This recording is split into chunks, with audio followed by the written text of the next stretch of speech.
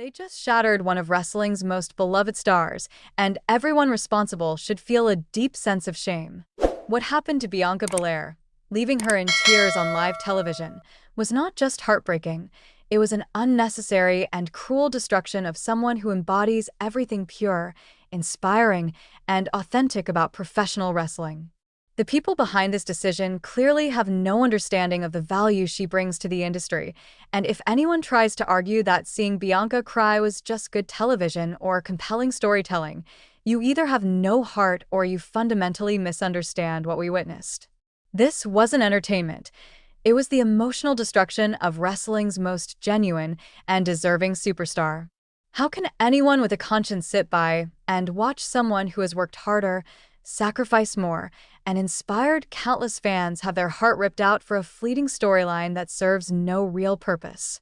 Bianca Belair has represented excellence, dedication, and inspiration in every aspect of wrestling, and reducing her to tears in front of millions of viewers was an act of cruelty, not storytelling.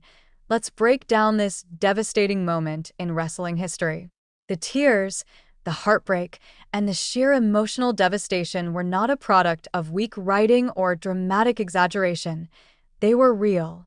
Bianca Belair has always carried herself with dignity, professionalism, and grace, even when decisions made by the company did not favor her.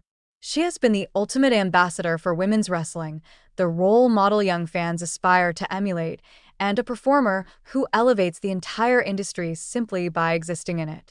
Yet WWE repaid her loyalty and excellence with a moment that left her emotionally destroyed on live television, proving a disturbing disconnect between corporate priorities and the human decency owed to the people who make their product extraordinary.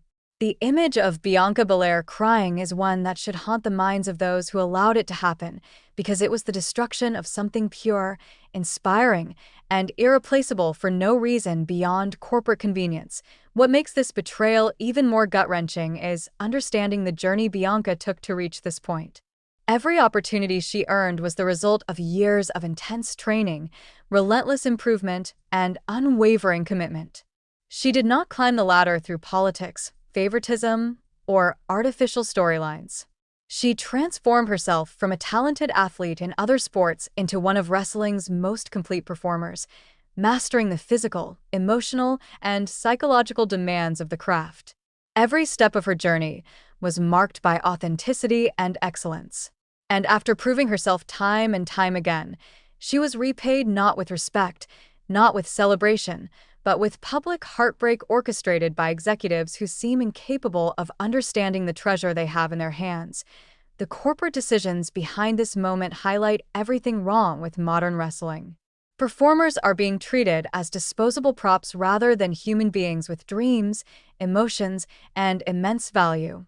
Bianca represents irreplaceable talent, genuine connection, and the kind of performer who makes fans feel inspired and invested. Yet those at the top prioritized temporary shock value over long-term cultural significance and emotional well-being. This moment proved that the company has lost touch with what truly makes wrestling special. The performance itself was devastating because Bianca's reaction was completely authentic. Her tears, her expression of pain, and the heartbreak evident on her face were real and unfiltered. This was not a scripted beat or a character performance. This was a human being whose dedication, excellence, and dreams were being crushed in front of an audience that loves her. Fans worldwide were moved to tears not because of storytelling, but because they saw the truth, the emotional destruction of someone who has given everything to wrestling. Her heartbreak transcended the scripted world and reminded everyone of the human cost behind corporate decisions. The audience's reaction was immediate and overwhelmingly supportive of Bianca. Rather than generating animosity toward her, the crowd directed their outrage at the company, recognizing the injustice of what had happened. Social media exploded with messages of support, praise, and condemnation of the decision-makers responsible for her pain. This moment validated that wrestling fans can instinctively recognize exploitation versus storytelling, and that authentic talent is something the audience will always protect and honor.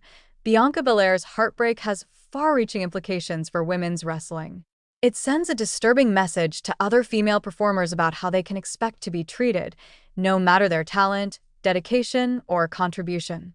Young fans, especially girls who see her as a role model, were forced to witness the crushing of someone who embodies perseverance, excellence, and authenticity.